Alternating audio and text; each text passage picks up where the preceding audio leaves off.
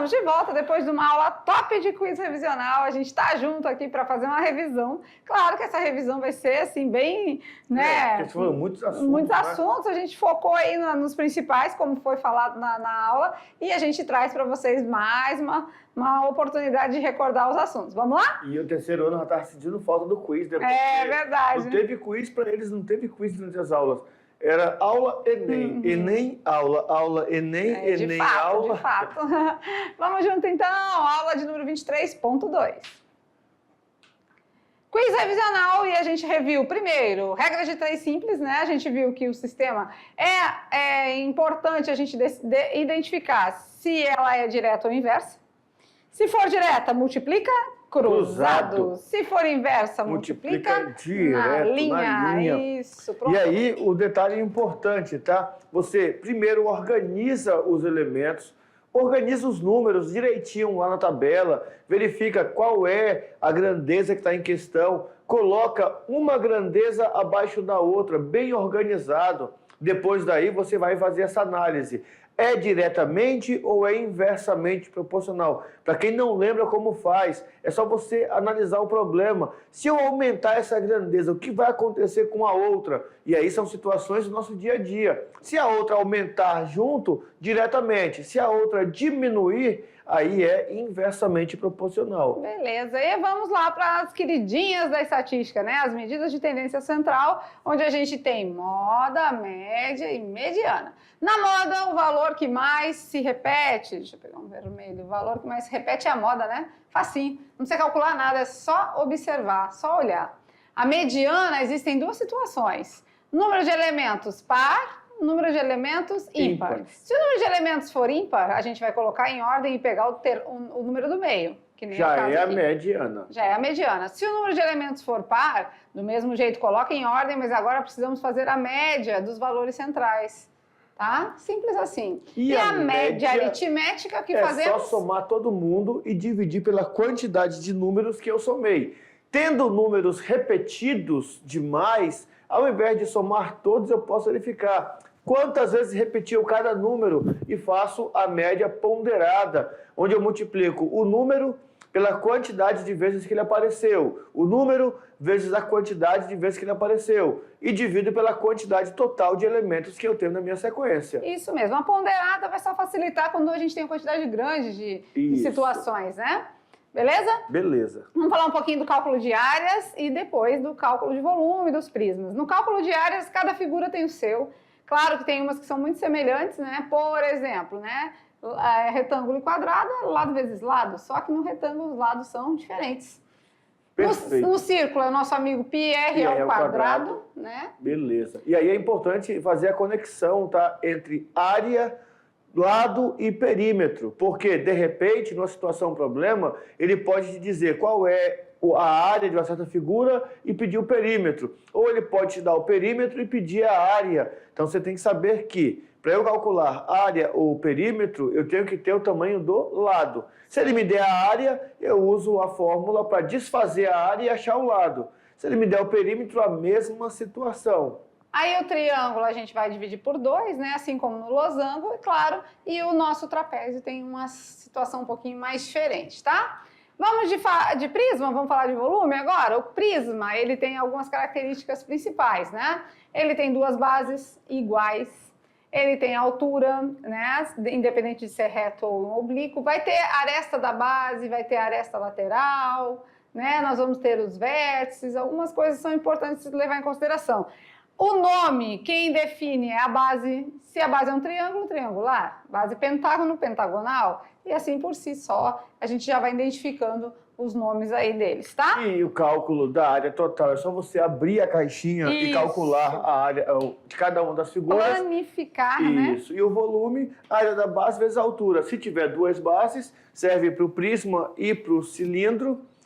E dividir por 3, se for pirâmide ou um cone. Isso mesmo. E agora com vocês, hora de produzir a atividade de sala, a gente já volta com as correções.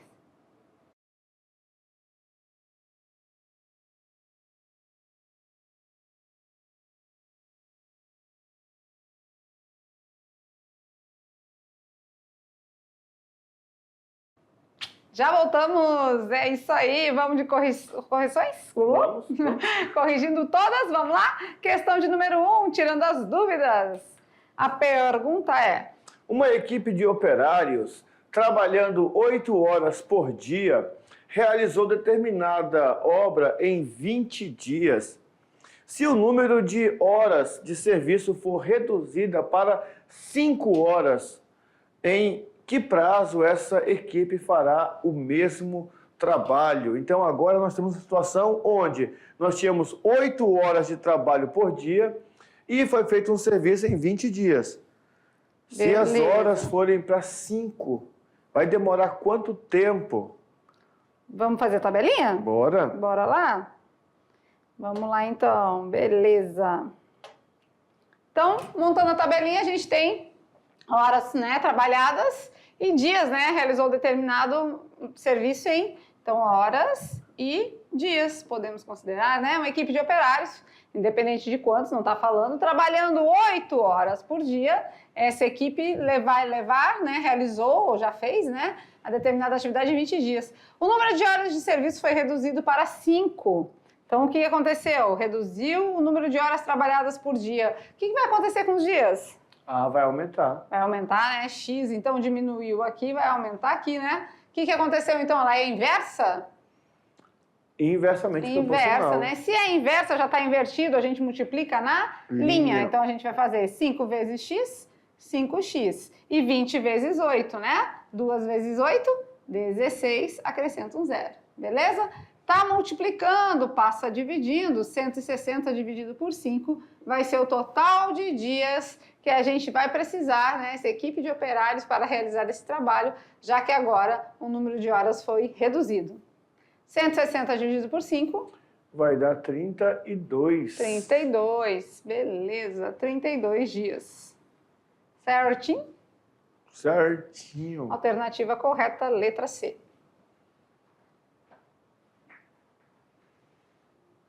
Vamos de pergunta número 2? Vamos lá? Número 2. Um estudante fez algumas provas em seu curso e obteve as seguintes notas: 13, 34, 45, 26, 19, 27, 50, 63 e 81. A pergunta é, a sua nota média é? O que precisamos fazer? Precisa colocar em ordem? Não. Não. Precisamos fazer o quê? Somar todo mundo. E aqui fica legal porque, uma dica, tá? Não é regra, uma dica. Você pode ir somando os números de forma que eles formem pares. Por exemplo, 13 e 27. Vamos lá, 13 e 27. Fica 40. 40, isso. Mais... 34 e 26. 34 e 26. Fica 60. 60, legal. Ó, 19 e 81. 19 com 81 vai dar 100. Beleza, mais quem Aí, faltou? 45 com 50, dá 90.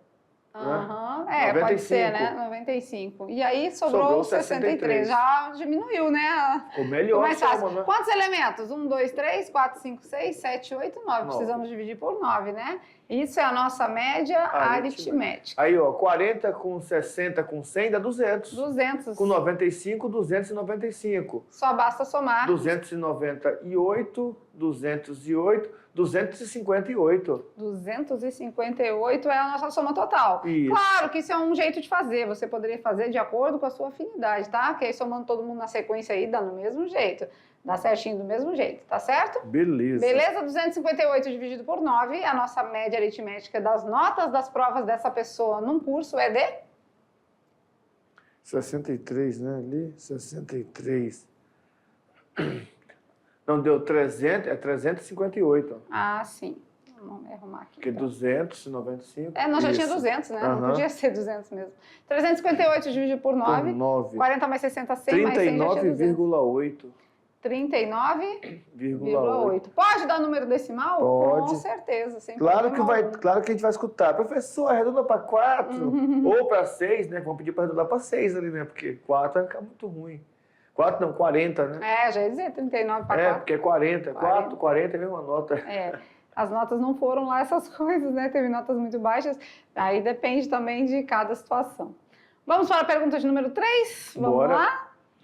Em uma classe de 40 alunos, as notas obtidas em um teste formaram a seguinte distribuição. 4 alunos tiveram nota 1. 4 tiveram nota 2. 8 alunos nota 3.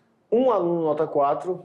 2 tiraram 5 na prova. 7 tiraram 6 na prova. E 7 tiraram 7 no teste. 5 tiraram 8. 1 tirou 9 e 1 tirou 10. Beleza. A nota mediana é... Bom, e aqui um detalhe a importante. gente pode pensar daquele jeito, né? Se são 40 alunos, a gente vai fazer... É um número par de elementos. Isso. A gente vai precisar do 40º e do 41º elemento para fazer a soma e dividir por 2, certo? Certinho. Beleza? Vamos pensar agora quem é o nosso 40º. Bom, como tá os números em ordem, 1, 2, 3, das notas, nós Aham. temos 4 notas 1. Então é 1, 1, 1 e 1. Isso. Aí depois tem 2, 2, 2, 2. Se a gente fosse colocar aqui, né, 1 e 1, ó, 4 notas de valor 1. Depois 4 notas de valor 2. E assim vamos, né? Isso. Então Depois... ia ficar muito assim, né? Ia ficar muito disperso. Então o jeito mais prático é nós fazermos, né? E aí fica uma dica para vocês. Faz uma terceira linha ali. Desculpa, aqui são 40 alunos, a gente vai precisar do elemento 20º e 21. Isso, 20 e 21. Como nós temos ali a tabela, faz embaixo a frequência acumulada, que vai somando. A gente encontra o intervalo do 20 e do 21. Por exemplo, nota 1 começou com 4, não é? Então nós temos 4. Quando chegar a nota 2, de forma acumulada, nós já teremos 8. 8 com 8? 16. 16 com 1? 17. 17. 17 com 2? 19. 19. Aí, ó, chegamos aqui, né? Então vai ficar 20, 21, 22, Isso. 23. Então, o 20º termo é 7. E o 21º também é 7. Somando, dividindo por 2, vai dar 14. Que dividido por 2 dá o mesmo 7. Então, a mediana é o elemento 7. Gente, quem fez diferente, colocou os 40 elementos aí, tá certo também, tá? A gente está ensinando mecanismos de ficar mais rápido, de ficar mais fácil e mais prático para vocês, tá? Beleza. Então quer dizer que na prova, se você quiser colocar todo mundo em ordem e ver quem está no meio, pode também. Pode. Só que é trabalhoso. E nós estamos falando de Enem, o Enem que no ano passado colocou uma distribuição com 400 e tantos números. Em 2022, colocou uma questão que eram 1000 famílias entrevistadas. Então, quer dizer, são muitos números. Aprenda do jeito mais prático que fica muito melhor. Para ficar mais tranquilo, né? Conseguir fazer desenrolar mais rápido, tá? Vamos de Enem? Vamos. Se liga no Enem, olha lá que legal. Agora um Enem de 2015, vamos recordar um pouco aí. Uma empresa necessita colorir parte de suas embalagens com formato de caixas cúbicas para que possa colocar produtos diferentes em caixas distintas pela cor, utilizando para isso um recipiente com tinta, conforme ilustra a figura 1. Então, ali na figura 1 nós temos um recipiente e lá dentro está cheio de tinta, tá certo? Tem até um determinado... não está até cheio, uma certa né? altura, até uma certa isso. altura. Nesse recipiente mergulhou-se, então, um cubo branco, porque as caixas são cúbicas.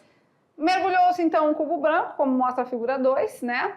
E, dessa forma, a parte do cubo que ficou submersa adquiriu a cor da tinta, tá certo? Beleza. E a que estava representada branquinha não adquiriu cor de tinta, simplesmente só a metade de cada face e a sua base inferior, a que fica apoiada na mesa, certo?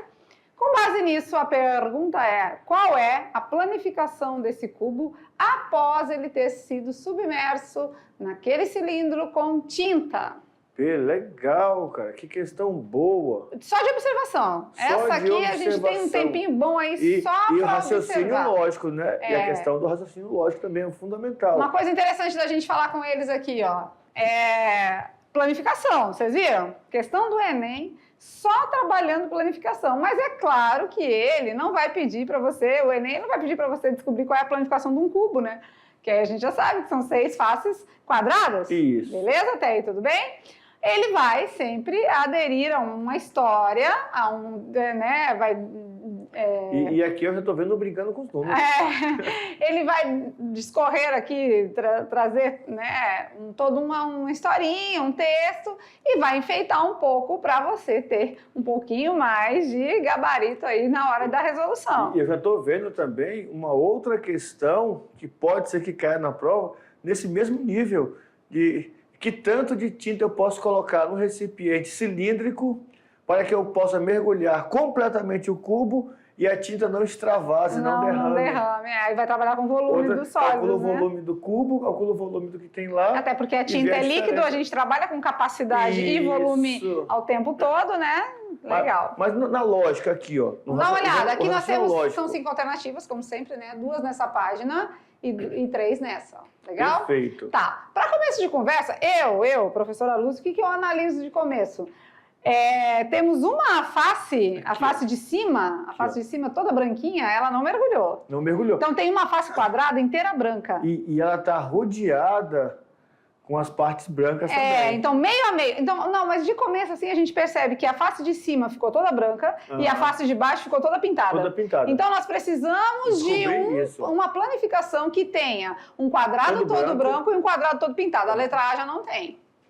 Nem um quadrado todo branco e nem um quadrado todo... A letra B tem. Um quadrado todo colorido e um quadrado todo branco. Então já descarta a letra A. Não pode ser. Vamos lá, vamos dar uma olhadinha? A letra C tem. Tem também. Tem um quadrado todo branco. Não. A letra D não tem. Aí tem. Tem um quadrado todo branco só, mas não tem o colorido. Então, por aí já ficamos. Olha a letra E, com 2 quadrados coloridos todos. Tá fora. Tá fora, porque das 6 faces, uma face ficou toda submersa. E uma... Né? Que tá aqui, ó. Uma face ficou toda submersa, que é lá de baixo, e uma face ficou toda sem tinta. Perfeito. Então, a gente precisa de 2 faces quadradas, uma toda colorida e uma toda branca. Só temos isso na letra A. Na letra B, né? E na letra C. E na letra C. Agora, vamos analisar a montagem. Se a gente fosse montar esse cubo novamente. Perfeito. As faces de baixo, as faces laterais, metade de baixo está pintada, metade de cima está branca, né? Vamos dar uma olhadinha. A letra A, vamos lá. Olha lá, se a gente fosse montar... Aqui, ó. A B. A B, desculpa. Tá difícil. A B. Ó, na hora que a gente montar... Olha aqui, essa parte branca, ela tá colada... Da que tá pintada. Da que tá pintada. Não e deu. a que tá em branco... A que tá em branco tá colada com a que tá pintada. Não pode, né? Se tá em cima, se tá fora... Ou seja, face branca tem que... A face branca colada com quem tá branco. Face escura colada o tempo todo com quem tá submerso. Com quem tem tinta. Lógico. Então, pronto, a alternativa correta é a letra C. Uma questão puramente de observação. Então, quer dizer que, além de eu ter que lembrar das regras de calcular volume, calcular área, né? Uma questão dessa daqui, já falei para vocês, o Enem, ele sempre trabalha e melhora as questões de provas anteriores. Então, nós, professores, temos que ter essa visão também, porque às vezes o aluno não consegue enxergar isso. Então, a gente mostra para vocês que, em meio a tudo isso, o Enem pode colocar essa questão na prova de novo, bem parecida, só que agora mergulhando o cubo completamente, e pronto, aconteceu já naquela questão que nós fizemos na aula de geometria, em que ele tinha um objeto em cima, queria colocar esferas para a água poder subir. Verdade. Tínhamos que calcular o volume e dividir. Questão, mas essa daqui, eu vi aqui brincando com os números. Porque pura planificação, né? Só olhar, abrir a caixinha, planificar e observar qual faces estão pintadas, qual faces estão sem cor, né? E as suas faces adjacentes. Sem cor não, né? Também. Branca também é cor, né? Sem pintura, vamos dizer. Dizem que o branco é a combinação de não sei quantas cores, né? Não sei. Parece que são 7 cores, as cores. Vamos lá, finalizando a nossa aula, então. Vamos ao desfecho, né? A nossa aula de número 23 veio bem legal, deu bom, porque a gente trabalhou a nossa parte do quiz revisional, né? E fizemos aí algumas atividades também que complementam os assuntos para você estudar aí para avaliação. Perfeito. Próxima aula é a própria avaliação. Agora então, é hora de se organizar, tomar uma água, por quê? Porque já vai começar a revisãozinha rápida. Nessa revisão da prova, não adianta copiar, anotar, não. Agora é só você observar. Observar e escutar, 50%. Se você já tem tudo lembrado, já guardado lá de 70%, você vai ter mais de 100% uma prova agora. Sim, isso mesmo, né? Então a gente fica por aqui, sempre daquele jeito. Beijo no coração de cada um e até a próxima aula. Tchau, tchau!